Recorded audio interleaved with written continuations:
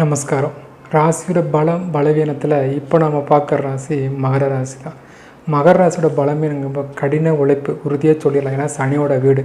கடின உழைப்பு மட்டும் இல்லை, அடுத்து நீங்கள் அதிகமாக ஹெல்ப் பண்ணுற அமைப்பு, தான் தகுதிக்கு கீழே இருக்கிற ஆட்களுக்கு மிக அதிகமாக உதவி செய்கிற ஒரு ராசின்னு பார்க்கும்போது இந்த மகர ராசிங்க சொல்லிடலாம்.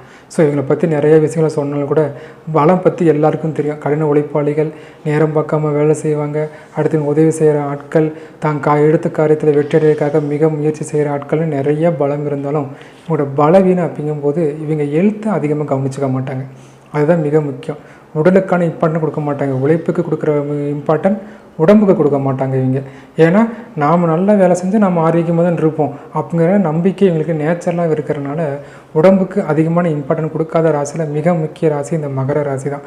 கண்டிப்பாக உடம்புக்கு நீங்கள் ஒரு முக்கியத்துவம் கொடுக்கணும். உங்கள் ஹெல்த்தை நீங்கள் கொஞ்சம் நல்லபடியாக பார்த்துக்கணும். அது ரொம்ப முக்கியம். சரி, இவங்களுக்கு பரிகாரம் அப்படின்னு பார்க்கும்போது சில தொழிற்சாலைகளில் கோயில் கட்டியிருப்பாங்க. பெரிய மில் இருக்கும், அது பெரிய தொழிற்சாலைகள் இருக்கும். அதற்குள்ளே ஒரு விநாயகர் கோயிலோ, ஒரு முருகர் கோயிலோ, ஒரு அம்பாள் கோயிலோ ஏதோ ஒன்று கட்டியிருப்பாங்க. அந்த கோயிலுக்குள்ளே அந்த தொழிற்சாலை சம்மந்தப்பட்ட முதலாளிகள், அந்த மாதிரி இடம் எங்கேயாச்சும் கோயில் தொழிற்சாலையில் இருக்கிற கோயில் இருந்துச்சுன்னா அந்த கோயிலை வழிபடுறது எனக்கு மிக அற்புதமான சிறப்பான பலன்களை கொடுக்கும். சரிங்களா? அதே மாதிரி கருப்புசாமி வழிபாடு, காவல் தெய்வ வழிபாடு தான் மிக அதிகமான நற்பங்களை கொடுக்கும். அப்போது இங்கே மேக்சிமம் கருப்புசாமி கோயிலுக்கு அதிகமாக போக மாட்டாங்க. என்ன இருந்தால் கூட முடிஞ்ச அளவுக்கு கருப்புசாமி, கருப்பராயன், இந்த காவல் தெய்வ வழிபாடும் தொழிற்சாலைகளுக்குள்ளே இருக்கிற கோயில் வழிபாடும் செய்யும்போது மிக அற்புதமான பலன்களை இவங்க எதிர்பார்க்கலாம்.